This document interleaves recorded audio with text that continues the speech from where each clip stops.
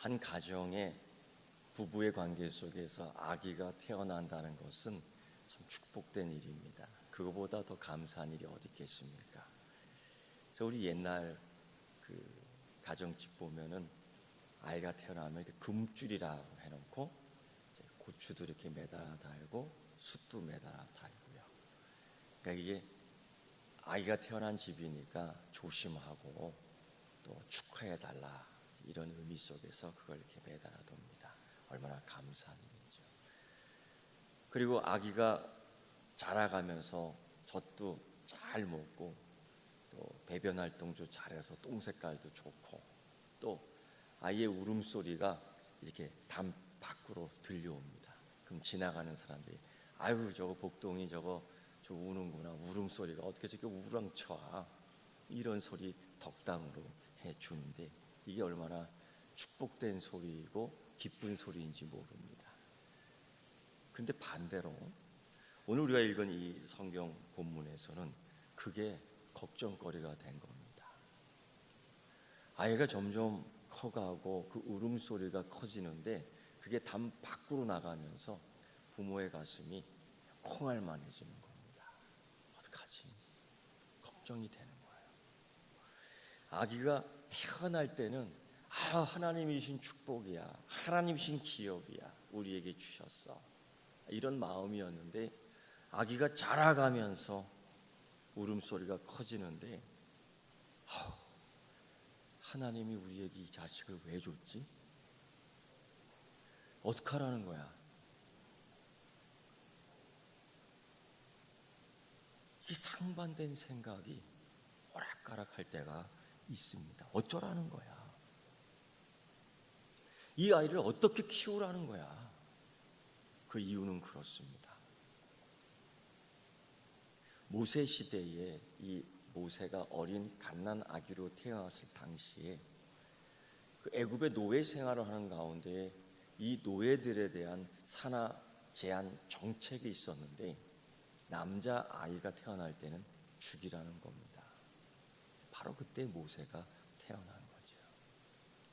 근데 이 아이가 태어나 자라면서 가정에 큰 장애물이 된 겁니다. 하나님의 축복이 장애물이 된 겁니다. 하나님의 축복으로 받을 때는 이 아이를 계속 길러야 돼요. 양육해야 되는데 이게 어느 순간 장애물이 되어 죽을 수밖에 없는 처지에 있어서 이거 어쩌란 말입니까? 너무 커서 숨길 수도 없고 이 아이가 울 때 입을 틀어 막을 수도 없고 어쩌란 말입니까? 하나님은 여전히 보이지 않고 침묵하고 있는데 어쩌란 말입니까? 우리가 이럴 때가 참 많다는 거죠. 어느 순간은 하나님이 주신 축복이요 은혜요라고 얘기하다가 어느 한순간은 이게 나의 삶의 장애물이 될 줄 누가 알았어요? 하나님의 축복이라고 얘기해도 하지만은 후에 이게 하나님의 시험거리다 라고 얘기할 때가 얼마나 많아요. 성경을 읽다 보면은 그러한 경우가 참 많이 있습니다. 하나님께서 이러한 때에 말씀을 안 하시는 겁니다. 하나님께서는 이러한 때에 우리가 급한데 하나님은 급하지 않으신 것 같습니다. 아니, 하나님을 막 찾는데 하나님이 어디 숨어 계시는 것 같습니다. 그 찾아주면 나타나야 될 텐데 그렇지 않아요. 그게 사실은 성경 구석구석에 계속 나타납니다. 예를 들면은 예수님이 하늘로 올라간 직후 부활하시고 난 이후의 이야기입니다. 제자들과 열흘 동안 있으면서 이런 말씀하셨습니다. 예루살렘을 떠나지 말고 여기서 기다리라. 그 열흘 동안. 사실 예루살렘은 부활하신 예수님 때문에 난리가 났습니다. 그리고 예수님 약속하신 것처럼 성령이 임하실 때까지 기다려야 되는데 예루살렘에서 기다리던 120명 제자들이 그 열흘 동안 예수님께서는 아무것도 하시지 않았습니다. 아니, 겉으로 보기에는. 이때의 당혹감, 이 열흘이 얼마나 길었는지요. 그 동안에, 그 시간에 아무 일이 일어나지 않았다는 겁니다. 그때 그들이 얼마나 당황했을까? 그리고 얼마나 많은 소리들이 있었을까? 왜 우리에게 여기서 기다리라는 거야? 예수님은 지금 어디 계셔? 뻔히 알면서요, 올라가는 걸 봤잖아요. 예수님 뭐 하시는 거지? 왜 우리에게는 응답 안 하시지? 이러한 얘기를 수없이 주고받습니다. 그런데 그들을 이해할 수 있습니다. 사실 예수님의 공생의 기간을 살펴보면은 예수님은 항상 즉각 응답해 주신 것들을 볼 수 있습니다. 그래서 기도 응답 받는다는 것이 정말 평범한 일이었던 것 같습니다. 어떤 아픈 아이의 아빠가 찾아와 예수님께 간청합니다. 우리 아이를 고쳐 주십시오. 예수님께서 즉각 고쳐 주셔요. 길어야 3일. 나사로를 살리는 것도 3일 걸렸죠, 사실은. 그러나 그 과정 속에서 예수님은 항상 즉각이었습니다. 그런데요, 반면에 예수님 공생의 이후에 일어나는 사건들을 보면은 오히려 그 반대로 응답을 안 하신 건지, 우리에게 무관심한 건지, 아니면 숨어 계시는 건지, 그런 일들이 참 많이 있었습니다. 예를 들면 사도행전 초대교회 시절에 그 성령 충만한 성령님이 임하셨습니다. 한 개인에게, 바로 스데반 집사, 충만했습니다. 그래서 거리에 나가 예수 그리스도라고 증거했습니다. 너희가 죽인 예수 그리스도라고 증거했습니다. 이때 살벌한 종교 경찰과 유대인들이 살기가 등등해서 그가 하나님을 모욕했다는 죄를 붙여 잡아 죽입니다. 예수님의 죄목을 붙인 것처럼 스데반에게도 죄목을 잡아 붙여 죽이는데, 많은 그리스도인들이 그 현장을 보고 목격합니다. 하나님은 어디 계신 거야? 부활하신 예수님은 어디 계신 거예요? 다윗의 고백처럼 주는 나의 방패시라, 그 날라오는 돌들을 막아주셔야 되지 않겠느냐? 주는 나의 성벽이라, 성이라, 그를 안전한 곳에 거하도록 도와주셔야 되지 않겠습니까? 그런데 하나님은 침묵하고 계셨어요. 아니, 하나님은 우리의 기도를 들어주지 않으셨어요. 하나님은 이 사건에 무관심한 것처럼 보입니다. 그리고 그들이 생각하죠. 야, 이제 끝났구나. 예수님 하늘로 올라가시고 성령님 우리에게 부어주신다는 약속은 받았지만은 우리 이제 끝났구나. 이런 생각이 얼마든지 옵니다. 이런 가운데에, 이런 상황 속에서 우리가 해야 할 행동은 무엇일까? 우리가 고백해야 될 행동은 무엇일까? 하나님이 이처럼 무관심하게 보이는데, 아니, 하나님이 일부러 숨어 계시는 것처럼 보이는데, 이때 우리는 어떻게 해야 되는가라는 겁니다. 우리는 새로운 기도 제목들을 가지고 하나님 앞에 나옵니다. 오늘 우리는 예배 하나님께 드리러 나옵니다. 영광을 받아 주십시오라고 기도까지 했습니다. 그런데 이러한 기도 제목, 그리고 이러한 예배의 가치를 가지고 나올 때에 우리가 하나님을 만나야 되는데, 때로 우리 가운데, 우리 마음속에 하나님이 응답해 주시지 않는 겁니다. 하나님이 만나 주시지 않는 겁니다. 이럴 때 우리는 생각하죠. 아, 하나님하고 나와는 멀어진 것 같아. 하나님은 내게 무관심한 것 같아. 나는 이제 끝났나? 이런 생각. 사실 성경에는 이런 상황들이 얼마나 많은지 모릅니다. 이럴 때에 그들은 어떻게 했는가? 아니, 주님이 왜 자꾸 이렇게 숨어 계시는 것처럼, 아니 우리 삶에 이렇게 무관심한 것처럼 때로는 응답 안 해주시잖아요. 우리가 원하는 것만큼. 왜 그러실까? 이유가 뭘까? 성경에 그런 상황이 많이 나와요. 예를 들면 예수님 공생의 시간 때 제자들이 예수님 저쪽 한적한 곳에 두시고 자기들끼리 배를 몰아 저 건너편 땅으로 건너갈 때 이야기입니다. 그 바다 한가운데 왔을 때 얼마나 강한 센 바람이 부는지 파도가 치는데 배가 뒤집힐 것 같고 물들이 쳐 들어오는데 이제는 죽었다라고 생각이 됩니다. 그때에 예수님이 그곳을 지나갔어요. 물 위를. 그런데 문제는 예수님께서 무관심한 듯 지나가셨다는 거예요. 제자들은 막 죽어 아우성 치는데 무서워 떠는데 이젠 죽었다, 이젠 끝이다 생각되는데 의외로 예수님이 별개라는 겁니다. 그냥 아무 관심 없듯 상관없듯 그냥 지나치는 거예요. 그때의 모습을 이 제자들이 이렇게 얘기합니다. 유령이다.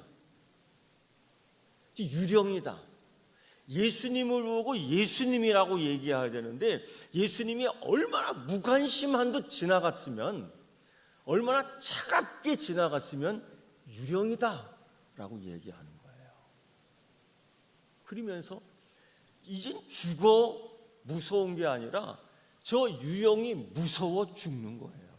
여러분 생각해 보세요. 예수님이 무섭다. 이건 끝난 겁니다. 내게 스쳐 지나가는 예수님이 무섭다. 내게 다가오는 예수님이 무섭다. 이렇게 생각 정도면 끝나는 겁니다. 바로 이 제자들 끝나는 겁니다. 착각한 거지요. 예수님을 유령으로. 근데 그 이유가 예수님이 관심 없는 듯 스치고 지나가는 거예요. 그 환경, 그 역경, 그 곤란, 그 환란, 그 핍박 속에 있는 제자들을 놔두고 말입니다. 아니, 예수님 왜 그러셨을까요? 근데 그들이 그때 겁에 질려 소리를 지릅니다. 예수님, 주여 부른 거죠. 그때까지 나 죽는다라고만 소리쳤지 여기서 어떻게 살아나갈 구멍이 있을까 그것만 찾았지 주여라고 부르질 못한 거예요. 근데 유령으로 보이고 물은 들어오고 바람은 점점 세지고 배는 뒤집힐 것 같고 생각해보니 100% 죽을 거라는 생각이 든 제자들이 그때 주여라고 부릅니다. 이때 주님이 거기서 이런 얘기해요. 안심하라, 나다. 두려워하지 말라, 나다. 라는 말씀을 하고 그들을 건지십니다. 왜 예수님은 이렇게까지 하신 걸까? 왜 예수님이 두려움 속에 부르짖을 때까지 기다리고 계신 걸까? 주님은 이 제자들을 향한 마음이 있습니다. 이런 마음. 그들이 얼마나 나를 부르짖는지 알고 싶은 겁니다. 이때에 나를 얼마나 찾는지 주님은 정말 알고 싶은 겁니다. 이런 경우가 또 있습니다. 부활하신 예수님께서 엠마오로 떠나는 그 제자들을 따라갑니다. 뒤쫓는 거예요. 왜 이들이 엠마오로 가요? 떠나는 겁니다. 예루살렘, 시끌벅적한 예루살렘, 예수님이 부활하셨다고 제자들이 예수님을 만났다고 다 쓸데없는 소리야. 귀찮아. 이게 있을 수 있는 일이에요? 이러한 일이 우리에게 있다고? 엠마오로 두 제자가 마음이 맞았는지 도망가는 겁니다. 예수님이 따라갑니다. 근데 얼마나 예수님이 차가웠는지, 무관심했는지 제자들이 예수님, 부활하신 예수님을 보고서도 예수님인지 몰라요. 얼굴이 확 변한 거죠.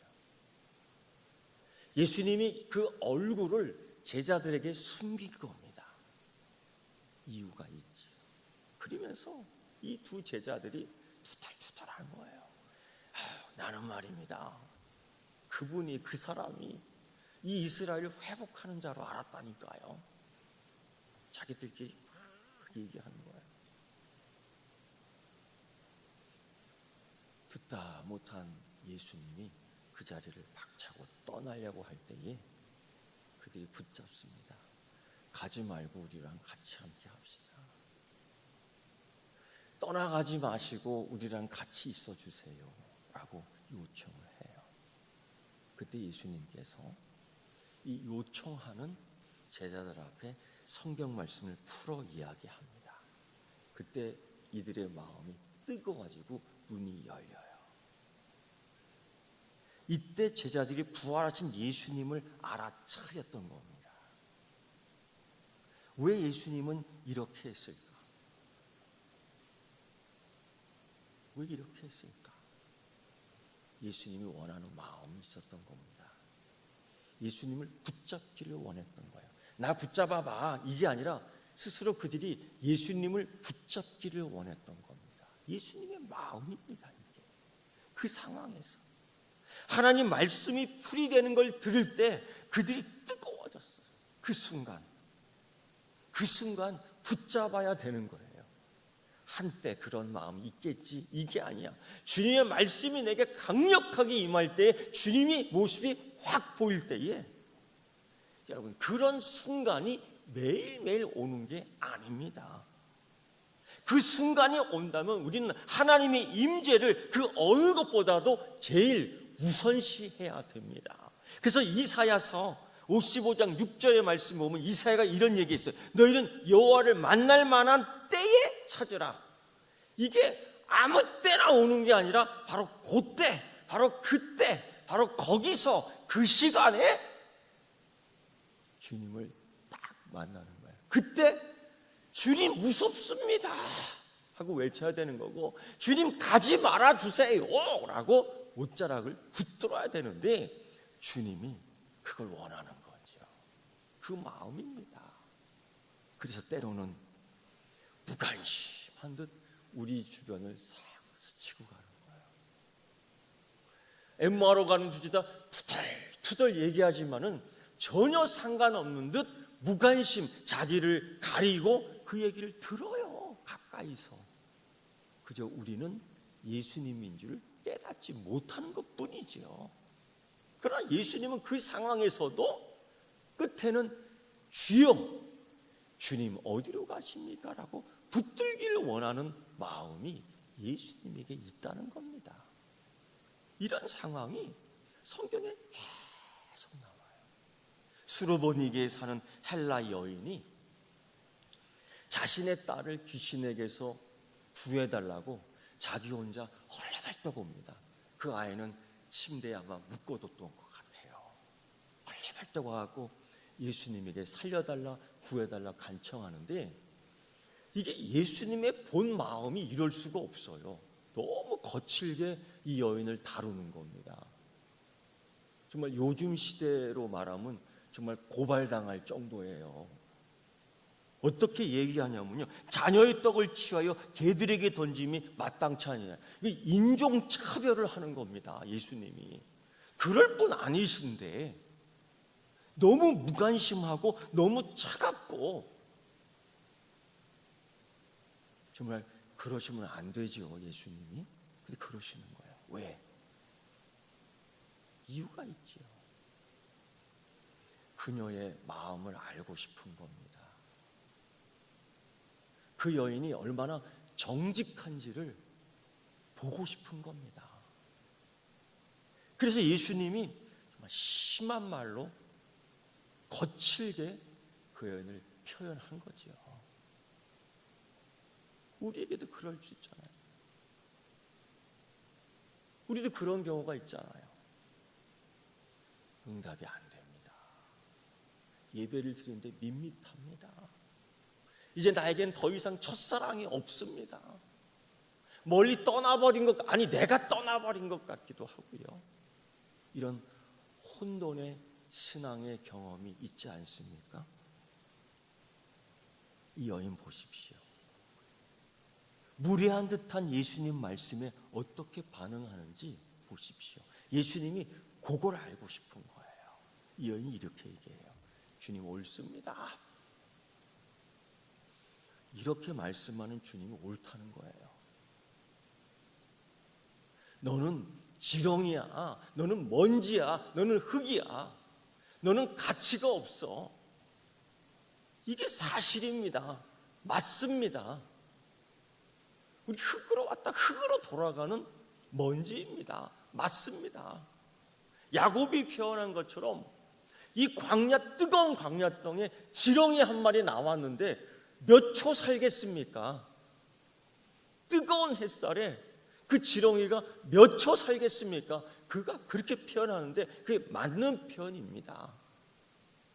하나님께서 너 지렁이 같은 야곱아 할 때에 우리가 뭐라고 해요? 하나님 나를 그렇게 만드셨어요? 우리 대부분 이렇게 반응하거든요.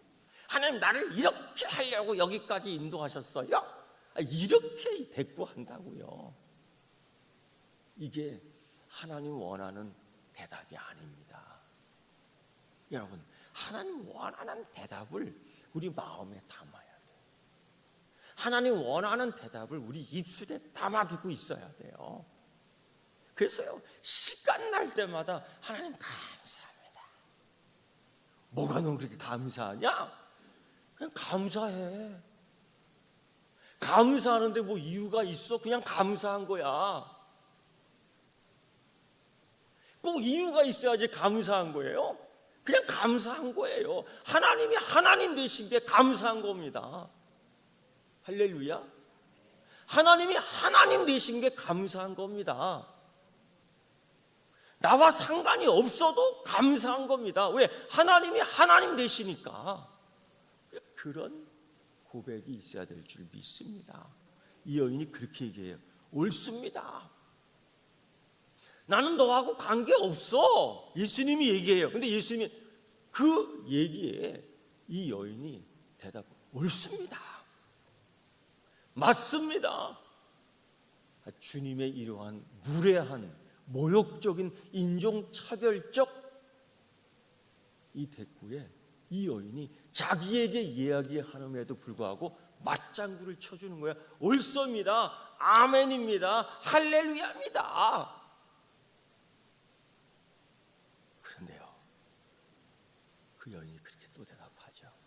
예수님, 그런데 개들도 그 주인의 상에서 떨어지는 거 먹고 삽니다. 그래서 뭐라고 얘기하냐면, 나는 주님의 자녀입니다. 아니요. 난 주님의 아들입니다. 아니요. 난 주님의 딸입니다. 아니요. 한번 이렇게 저랑 같이 따라해 보겠습니까? 나는 주님의 개입니다. 아이고, 우리 교인들은요 참 잘 따라하니. 이런 게 말이 돼요? 나는 주님의 개입니다. 이게 말이 됩니까? 그런데 예수님의 마음은 그거야. 이 여인의 마음을 알고 싶고 확인하고 싶었던 겁니다. 그런데 주님이 그래요. 주님이 이런 고백 듣고 좋아하죠. 나는 주님의 아들입니다. 나는 주님의 딸입니다. 나는 주님의 백성입니다. 이것도 좋아하셔요. 근데 이걸 더 좋아하신 거예요. 이걸 듣고서 감동한 겁니다. 나는 주님의 개입니다. 이런 신앙 고백도 있습니까? 있다는 거예요. 있습니다.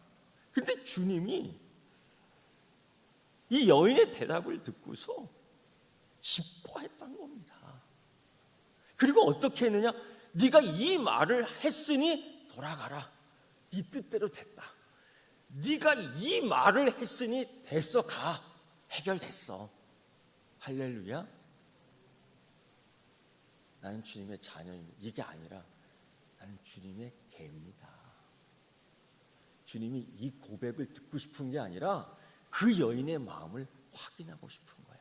무관심한 하나님에게, 차별하는 하나님에게 왜 이럴 때 있어요? 내 상황에, 내 삶에, 내 몸에, 내 정신에, 내 마음에, 내 믿음에 하나님이 너무 무관심해.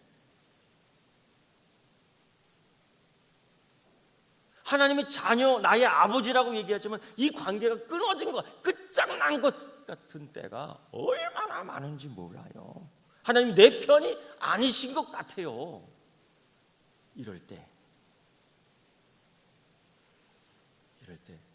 우리 이렇게 생각해야 됩니다. 하나님 도대체 뭐 하고 있는 거야? 하나님 이제 아닌가 보다. 이게 아니고요. 우리 이렇게 생각해야 됩니다. 하나님 내가 뭘 하기를 원하시는 걸까?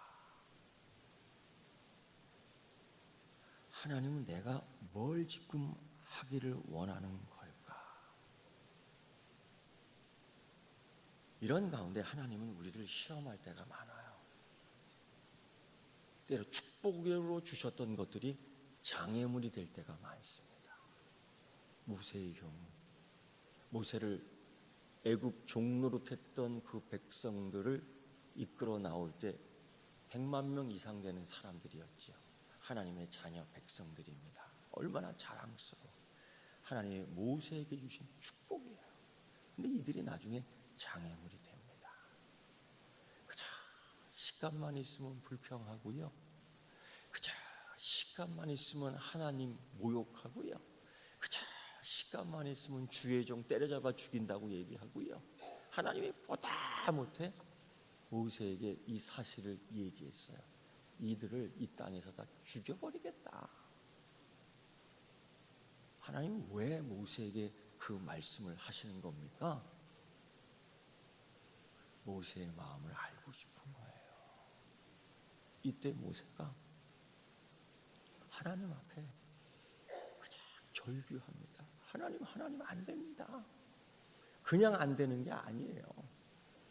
옆에 있는 민족들이 비웃을 겁니다. 손가락질 할 겁니다.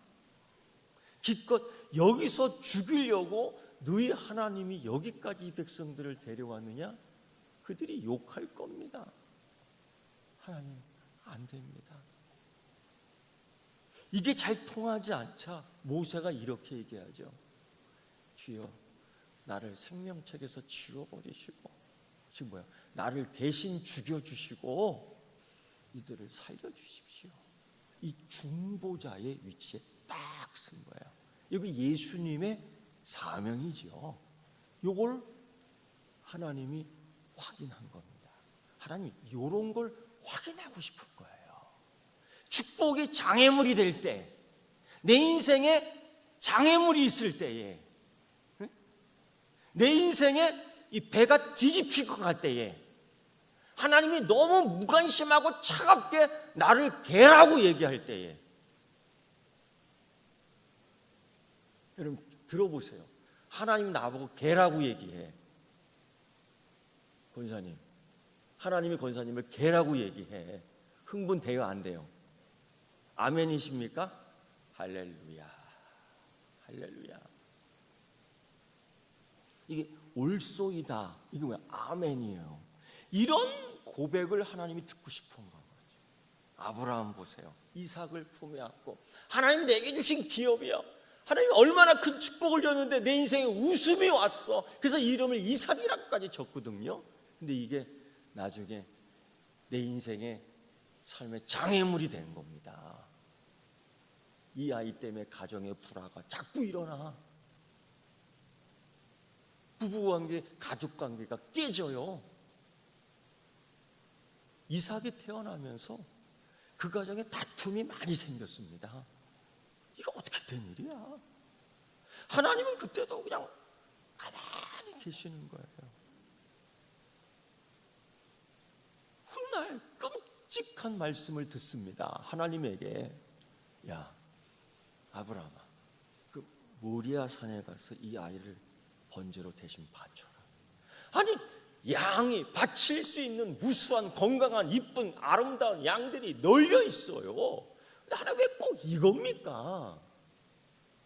왜 꼭 이겁니까? 똑같은 거예요. 야, 내가 왜 개한테 먹을 걸 주냐? 똑같은 겁니다. 하나님 왜 이런 요구를, 하나님 왜 이런 무리한 요구를 하는 거죠? 우리에게 믿음도 없는데 하나님 왜 이런 무리한 요구를 내게 하는 거죠? 이럴 때가 있어요. 믿음도 없는데 왜? 하나님이 아브라함의 마음을 알고 싶은 겁니다. 그래서 아브라함이 결정하고 시행하지요. 그때 하나님이 그 순간에 아브라함을 딱 잡아 저지해요. 그러면서 하는 말이, 야, 네가 정말 나 사랑하는구나. 이 아들보다 진짜 나를 사랑하는구나. 이제 알았어. 그걸 의로 여기셨다. 이게 갈라디아에서 나오고 이게 로마서에 나오는 이야기입니다. 하나님이 확인하고 싶은 겁니다. 우리의 믿음을. 이 얼마나 사랑하는지, 얼마나 나를 사랑하는지 하나님 알고 싶은 겁니다. 그래서 하나님이 숨어 계셔요. 그래서 하나님이 무관심한 것처럼 이 우는 아이를 갈대 상자에 넣어 나일강에 띄어 보내는데, 여러분, 악어가 훅 나와서 잡아먹을 수도 있고요.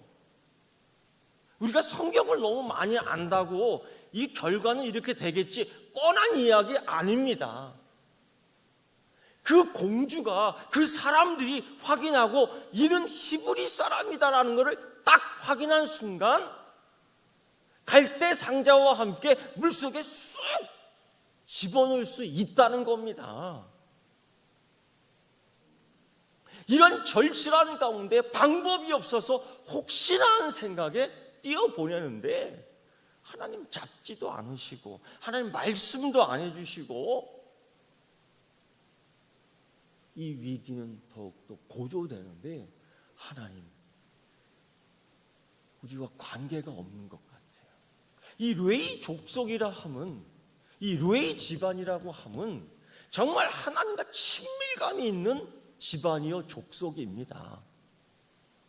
그런데 이 친밀감, 이때 하나님이 더욱더 관심을 가져줘야 되지 않겠습니까? 우리 그런 기대를 해요.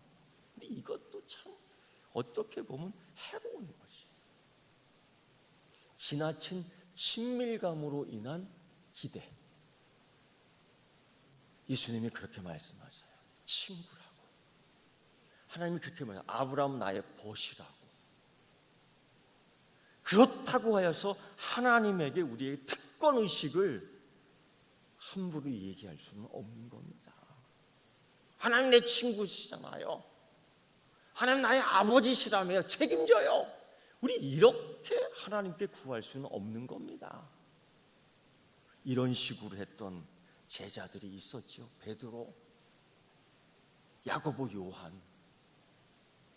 하나님의 보좌 우편을 요구했던 사람들이에요. 그 친밀감으로. 그렇지 않다라는 겁니다. 특권 의식이 자라나는데 그렇지 않다는 겁니다. 그게 아닙니다. 우리들이 가지고 있는 이런 성향 때문에 하나님 때때로 얼굴을 숨기시고 때로는 우리의 기도에 전혀 무관심한 것처럼 그냥 스쳐 지나갈 때가 많이 있어요. 이때 우리가 어떻게 해야 되느냐? 성경은 그 해답을 계속 이야기해요. 정답을 이야기합니다. 하나님께서 우리의 얼굴, 그분의 얼굴을 우리에게 숨길 때 어떤 일이 벌어집니까? 하나님이 우리에게 우리 삶에 무관심한 것처럼 지나칠 때 어떤 일이 그렇게 생겨납니까? 재정적인 어려움이 생기고요, 육체적인 시련이 생기고요, 친구의 오해도 생기고요, 가정이 평강하지 않고 어긋난 관계로 자꾸 빠져들고요, 억울한 누명도 쓰고요, 누군가 자꾸 기분을 상하게 해서 자꾸 상처를 받고요, 불면증에 걸리고요, 밥맛이 없고요, 상황은 매우 당황합니다. 이런 문제를 가지고 주 앞에 오지만 도대체 주님, 이유가 무엇입니까? 어디 계십니까? 왜 응답이 없습니까? 우리는 이렇게 기도할 때가 참 많습니다. 그런데 여러분, 그렇게 하지 마시고, 하나님, 나와 나의 삶에 전혀 상관하지 않아, 이젠 끝이야, 끝장났어, 이렇게 생각하지 마시고요, 이럴 때에 엠마오로 가는 제자가 주님의 옷자락을 잡잖아요. 떠나가지 마시라. 아까까지 죽는다라고 소리쳤던 그들이 소리의 내용을 바꾸잖아요. 주여라고요. 그 여인이 심지어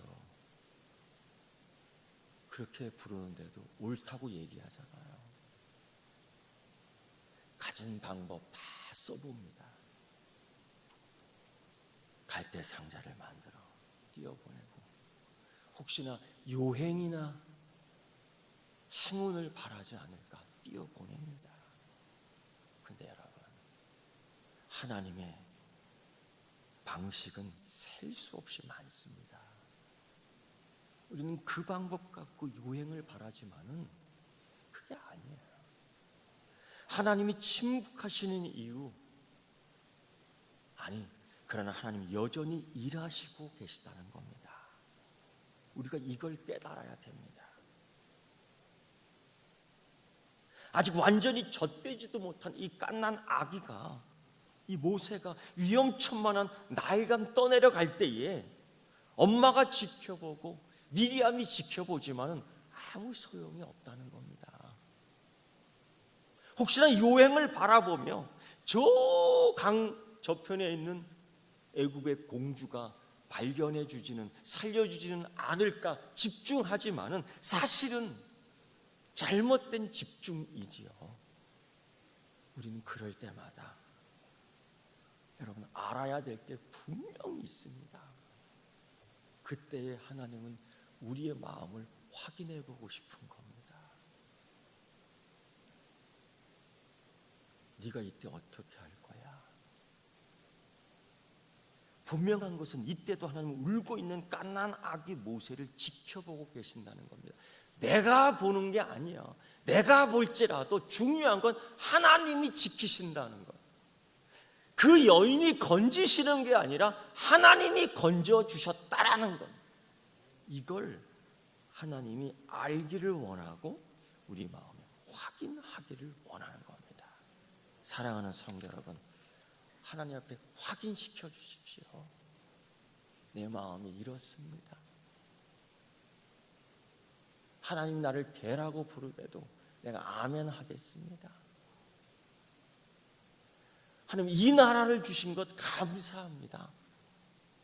내 인생에 하나님을 아버지라고 고백하고 싶습니다. 이 마음을 확인시켜주는 여러분 되기를 축원합니다. 기도하겠습니다. 하나님 아버지, 하나님이 안 보인다고 끝난 것도 아니고, 하나님 내 기도에 응답해 주시지 않았다고 끝난 것도 아님을 우리는 고백합니다. 이때 하나님, 우리의 마음을 확인하고 싶어 우리를 부르셨는데 아멘이라고 확인시켜주는 복된 자녀 되게 하여 주시옵소서. 예수님의 이름으로 기도드리옵나이다. 아멘.